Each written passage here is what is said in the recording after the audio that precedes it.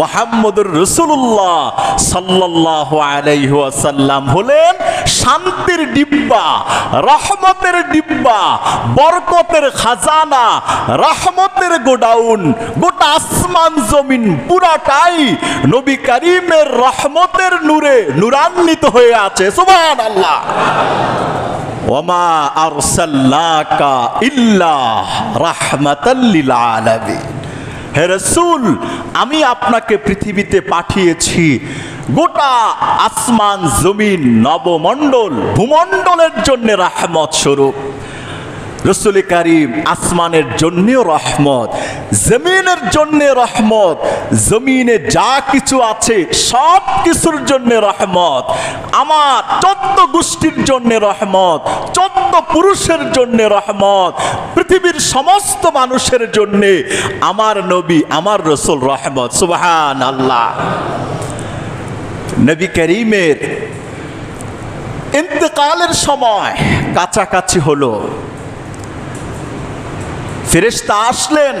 প্রত্যেক নবীর একটা স্বাতন্ত্রিক পার্সোনালিটি, মুআজিজা, বৈশিষ্ট্য ছিল এটা। প্রত্যেক নবীর মৃত্যুর আগে ফেরেশতা নবীর সাথে সাক্ষাৎ করে বলতেন, আল্লাহ পাক আপনার কাছে আমাকে আপনার জানটা, পবিত্র আত্মাটা জান্নাতে নিয়ে যাওয়ার জন্য পাঠিয়েছেন। সুবহানাল্লাহ বলেন।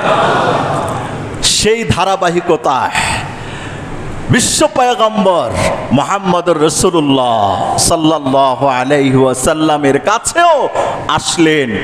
এসে বললেন যে আপনার জন্য অধিকার আছে, ইচ্ছা, আপনার ইন্তেকালের পর আপনার এই দেহটা, বডিটা, কায়াটা, এটা কি পৃথিবীর জমিনের মাটিতেই থাকবে, নাকি আপনি চান যে এটা আমরা আসমানে তুলে নেব? এই দুই অপশনের মধ্যে আল্লাহ পাকের রাসূল বলেছেন, যেই মাটিতে আমার গুনাহগার উম্মতরা বসবাস করবে, কিয়ামতের আগ পর্যন্ত আমি আমার গুনাহগার, আমি আমার স্পেশাল, আমি আমার বৈশিষ্ট্যওয়ালা উম্মত যেই মাটিতে থাকবে, আমার কবরটাও সেই মাটিতেই হবে। সুবহানাল্লাহ। আর কি চান?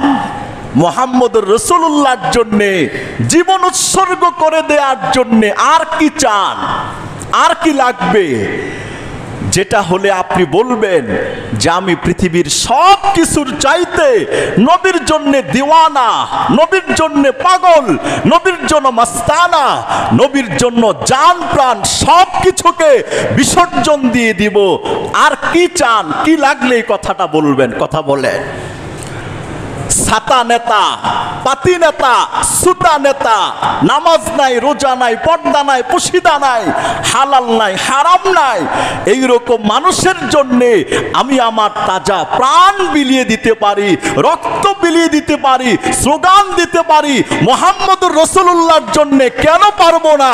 সেই প্রশ্নই নিজের কাছে করা দরকার। ঠিক না বাদে কথা বলেন? কেন পারবো না? ওনার জন্য আপনার জান দিয়ে দিবেন, মুহাম্মদুর রাসূলুল্লাহর জন্য পারবেন না? আপনি মুহাম্মদুর রাসূলুল্লাহ আর ওনাকে কেমনে চিনেন, কেমনে জানেন? মুহাম্মদুর রাসূলুল্লাহ যে রাস্তা দিয়ে হাঁটতেন, ওই রাস্তায় যেই বালুকণা জুতার নিচে থাকতো, ও একটা বালুকে 1000 কোটি ভাগ করলেও আমরা নবী ছাড়া যাদের জন্য জান প্রাণ উৎসর্গ করি, 1000 কোটি ভাগের এক কণা বালুর সমানও তাদের মর্যাদা হবে না। ঠিক না? ঠিক কথা বলে। মুহাম্মদুর রাসূলুল্লাহর মান, মাকাম, মর্যাদা এত ঊর্ধ্বে, এত বেশি, এবং নবীর সাথে আমার জান্নাত সম্পৃক্ত। শুধু আল্লাহ আল্লাহ করলাম, নবীকে বাদ দিলাম, জান্নাতের জন্য নট এলাও। শুধু নবী নবী করলাম, আল্লাহ আল্লাহ বাদ দিলাম, জান্নাতের জন্য নট এলাও। সে জান্নাতে যাওয়ার কোনো পারমিশন পাবে না, কোনো দিন পাবে না, 1 সেকেন্ডের জন্য পাবে না। ঠিক না বেঠিক কথা বলে? আপনার মা বাবাকে আপনার হৃদয়ে যদি একটা পানির মুক্কার সমপরিমাণ জায়গায় জায়গা দিতে পারেন, আপনার প্রিয় মানুষকে, আস্থাভাজনকে, তাহলে আপনার হৃদয়কে মুহাম্মদুর রাসূলুল্লাহ ভালোবাসার জন্য জায়গা করে দিতে হবে আসমান জমিনের মতো প্রশস্ত হৃদয়। ঠিক না ঠিক কথা বলেন? এটা কি পারবো আমরা? এটা পারার নামই তো হলো মুসলমান, এটা পারার নামই হলো সে ইমানদার, এটা পারার নাম হলো সে রসুলের সত্যিকার উম্মত। ঠিক না ঠিক কথা বলেন?